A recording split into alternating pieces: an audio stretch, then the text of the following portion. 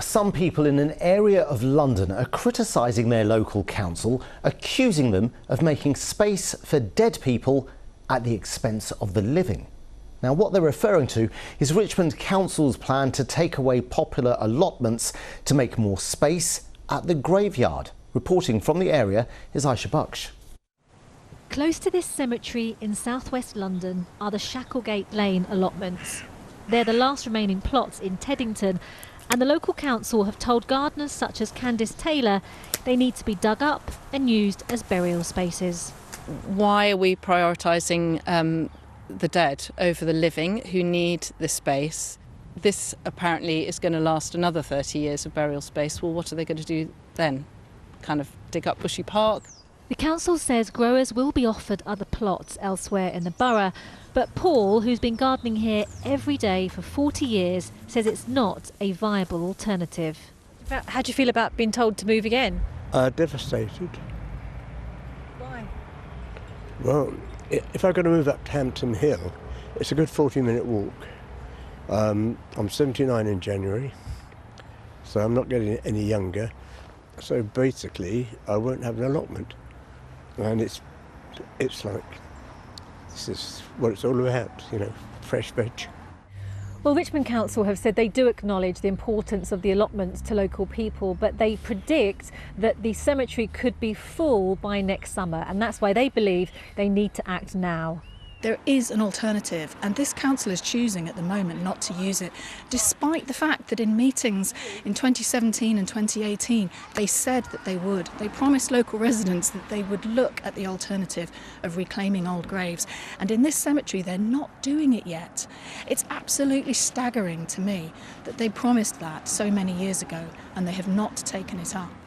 Next week, the issue will come before Richmond Council's planning committee. Gardeners here hope the council will rethink its plans. Aisha Baksh, BBC London. The Metropolitan Police says it will increase its visibility within Jewish communities in London ahead of the festival of Hanukkah, which begins this evening. It follows the fatal attack at Bondi Beach in Australia earlier today, where 11 people were killed by a gunman. In a statement, Scotland Yard said it will increase patrols around synagogues and other community venues. The Brixton Soup Kitchen serves thousands of free meals every month. And as Christmas approaches, they've extended their goodwill, playing the part of Santa, to include presents for children who might not otherwise get them. Helen Drew has this report. On the menu today, chicken curry with onions and peppers, served with rice and a side salad. Diners at Brixton Soup Kitchen include people with homes and people without. Oh, it's a lifeline. It's something that gives you, empowers you, gives you strength. What would you do without Brixton Soup Kitchen? I don't know, Mum. Oh my God. A lot of us, I think, would die. Brixton Soup Kitchen was set up in 2013 by Solomon Smith, who grew up on a local council estate. He couldn't get funding, so he used his own money from his job as a youth worker. I was quite lucky to have my mum and my dad at home, where a lot of my friends didn't even have mum at home, and for us we got cooked meals every day. And it's not until I was actually going to my friend's house is when I realised poverty. It's all run by volunteers like twins Jennifer and Paulette. They're busily sorting toys for next Sunday, when the Soup Kitchen will be hosting a family fun day. This way we can ensure every child has a present to open. And not only just the presents we do at Christmas, we do secret hampers. So parents will contact myself or Solomon and we deliver food, like a Christmas dinner, to the house outside the door, and then we'll let the parent know that it's there, and then the child doesn't know that it was from a soup kitchen because some parents are embarrassed. Brixton Soup Kitchen doesn't let the festivities get in the way of serving their community. They'll be open on Christmas Day, in their words, until Christmas dinner runs out. Helen Drew, BBC London. London-born Rabbi Eli Schlanger has been named as one of the victims in the Sydney terrorist attack. Rabbi Schlanger was one of 11 people killed in a mass shooting which happened on Bondi Beach. The 41-year-old was a father of 5. His family have paid tribute to him, saying he was a warm, outgoing person who loved to help people. Meanwhile, the Metropolitan Police has announced it will be increasing police visibility in Jewish communities ahead of any Hanukkah events. The Met said in a statement they were working to provide an increased presence around synagogues and other community venues, and said, while there is no information to suggest any link between the attack in Sydney and the threat level in London, we are stepping up our police presence and engaging with the Jewish community to understand what more we can do in the coming hours and days. From today, train travel to London's airports is set to get easier, with tap-in, tap-out contactless technology being rolled out to Stansted and Southend airport stations for the very first time. Backed by £18.7 million in government funding, the upgrade is part of a major modernisation of rail ticketing, bringing simpler, more flexible pay-as-you-go travel to 50 stations.